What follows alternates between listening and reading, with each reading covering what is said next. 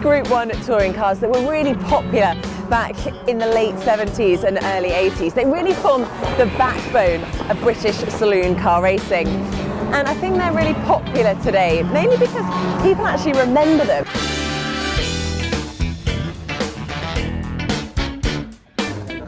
Well, I'm here with Gregor Marshall, the son of very famous racing driver Gregor Marshall. Gregor, how are you doing today? Yes, very well, thank you. Lovely to be here. Oh, excellent. Now, what car have we got here behind you? So it's a 1969 Vauxhall Viva GT 2 litre. It's very similar to one that Dad raced in periods, sponsored by Shaw and Kilburn, who were a very prominent Vauxhall dealer.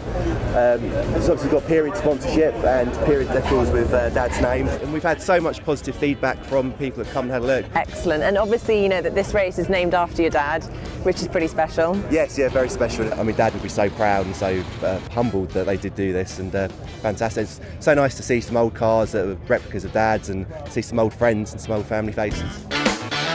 We're just here to enjoy the event, and in my dad's words, we're only here for the beer. Now, Jochen, you're actually racing in the Group 1s this weekend. It's a BMW 2002 from 1970, and really, the last time I drove the car was 1970. It was quite funny. Now, obviously, Jochen, the Group 1 touring cars, there's always a little bit of friction between the cars. There's always a little bit of contact. What do we expect to see today? You mean like rugby, contact sport, tackling, everything?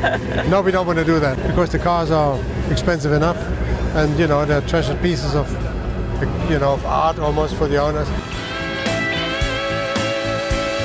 Well, I'm here with touring car hero Anthony Reid, and his car behind, I think it's a little Triumph Dolomite. Tell us about your car, Anthony. It's a lovely little car, handles really well, and in period was raced by Gregor Marshall. They are a little bit fragile. We blew a head gasket yesterday in practice, so we haven't done much in the way of running. I think I'm starting at the back of the grid.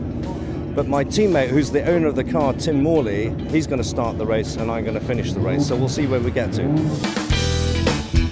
I had a Dolomite Sprint back in the 80s, which I raced, and then went on to different cars. And when I heard this was coming up, I thought, well, I want to be part of it, so I went back and bought another Dolomite Sprint.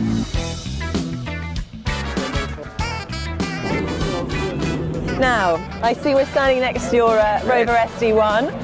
Magnificent. Looking piece. magnificent. We've got the Daily Express. Well, that's going for its on colours. over. 1982, it last race. Wow. The British touring with Jeff Allen was driving it, so it was a historic car. It ended up in an Irish barn, and it was rediscovered there, all covered in No way! paint. Yeah, so Wow. each of the owners had it rebuilt for the last year, and it actually didn't run until yesterday morning qualifying. They arrived at 9 p.m. with the car not having turned the wheel. So what is it like to drive one of these Rover I've only done SD1s? 5 laps. It was like a big armchair compared with the sort of, Goodwood revival cars, which are much older. It was luxurious. The brakes worked, things like that. Well, that always helps, doesn't it? The race is about to start. We've got some bad news. What's going on? My car's not ready. I mean, I've been talking a great race all weekend, and I'm not even going to get a chance to drive the thing now, which is a real shame. She's an old car, 1972, and it hasn't been started for a long time. We had a little electrical problem, but yeah, you get that with these old cars, you know. But you'll see out there, it'll be a fantastic race. Now, this is really raw. It's really sort of back to basics, and I'm back to now shifting with my left hand, and it's H pattern shifting and using the clutch and all that sort of stuff. I'm used to paddle shifting and everything's sort of all these driver aids and controls and rear view cameras and rear radar sort of sensors and all kinds of other things, and there's none of that in this. But it's brilliant fun. It's really back to basics, really raw stuff. Well, I don't know whether you can actually see through the window here, but I'm actually joined by Darren Turner, who is just about to start racing in his 3-litre Ford Capri. Darren, this is quite a special car as well, because obviously it's actually one of the original touring cars, unlike a lot of them here are actually replicas. Yeah, I believe it is completely original and very much in spec of what it was running back in the period. So yeah, I need to take care of it because I think the owner's quite quite in love with this little car at the moment. Well, here we are on the starting grid with these Group 1 touring cars. It's a pretty momentous occasion because it's actually the very first time cars of this type are going to be racing each other at Goodwood.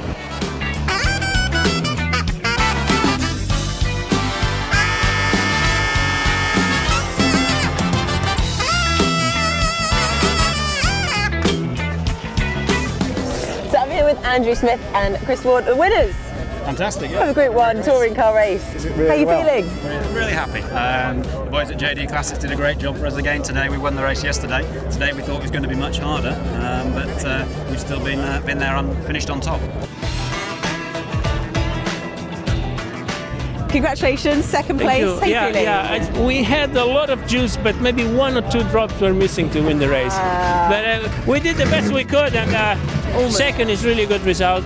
I believe people were happy in the grandstand, or we tried to make them happy. I think everyone was watching the race. So unfortunately, they couldn't see the smile on my face, but all fine. Tim started the race and he did an absolutely heroic job because there was real drama on the first lap. If you look at the car, it's got no front windscreen. No windscreen at all. Blew out. So did you drive the whole race with no windscreen? Yeah, we drove the whole race with no windscreen. Wow! Tim, that's impressive stuff.